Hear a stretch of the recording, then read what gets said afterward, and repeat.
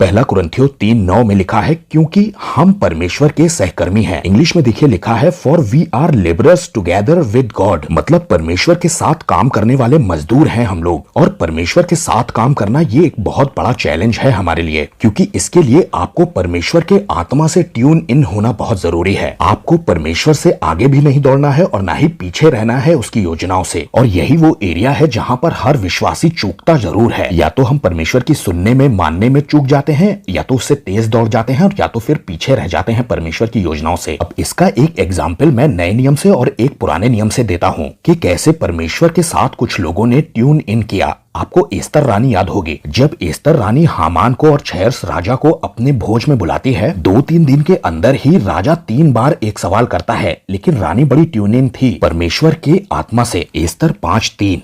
तब राजा ने उससे पूछा, हे एस्तर रानी, तुझे क्या चाहिए और तू क्या मांगती है? मांग, तुझे आधा राज्य तक दे दिया जाएगा। देखिए, एस्तर यहाँ पर भी कह सकती थी राजा से कि ऐसा ऐसा कर दीजिए, लेकिन उसने ऐसा नहीं किया। बस वो इतना ही कहती है कि आज जो मैंने भोज दिया है बस उसमें आइए। राजा जाता है और 6ठी आयत में लिखा है, जेवनार के समय यानी खाने पीने के समय जब दाखमधु पिया जाता था, तब राजा ने एस्तर से फिर पूछा, तेरा क्या निवेदन है वो पूरा किया जाएगा, और तू क्या मांगती है मांग, और आधा राज्य तक तुझे दे दिया जाएगा। लेकिन एस्तर यहाँ भी नहीं कह रही। यहाँ भी एस्तर कह सकती थी, लेकिन वो कहती है कि मेरा निवेदन ये है और मैं ये मांगती हूँ। वो एक बार फिर से अगले दिन इन्वाइट कर लेती है उन लोगों को, मतलब हामान को और राजा को। और अगले दिन राजा ने दूसरे दिन दाखमधु पीते पीते एस्तर से फिर पूछा, हे एस्तर रानी, तेरा क्या निवेदन है वो पूरा किया जाएगा, और तू क्या मांगती है? मांग, और आधा राज्य तक तुझे दे दिया जाएगा। और यहाँ पर एस्तर बोलती है कि मैं ये चाहती हूँ, और आगे की कहानी आपको मालूम है। पॉइंट ये है कि एस्तर कितनी ज्यादा ट्यून इन थी पवित्र आत्मा की आवाज से। शायद काम खराब हो जाता पूरा का पूरा अगर रानी एस्तर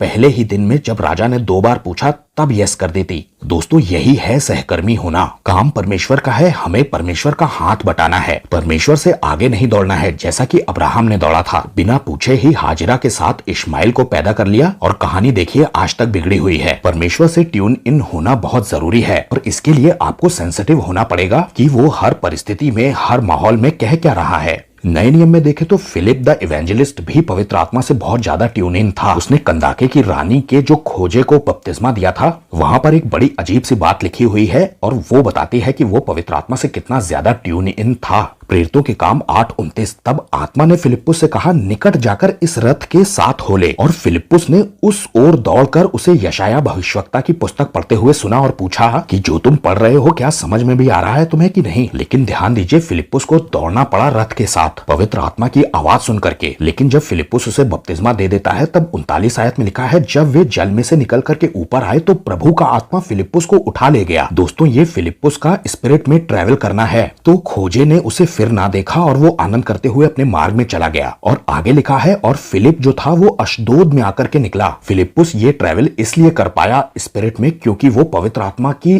गति से दौड़ रहा था। आप भी अद्भुत बातों को देखेंगे जब आप परमेश्वर के आत्मा से ट्यून इन होंगे। हर विश्वासी को ये कोशिश करनी चाहिए कि वो प्रभु से आगे न दौड़े और प्रभु के योजनाओं से बहुत पीछे न रह जाए, क्योंकि हम परमेश्वर के सहकर्मी हैं, को वर्कर्स। सबको जय मसीह की।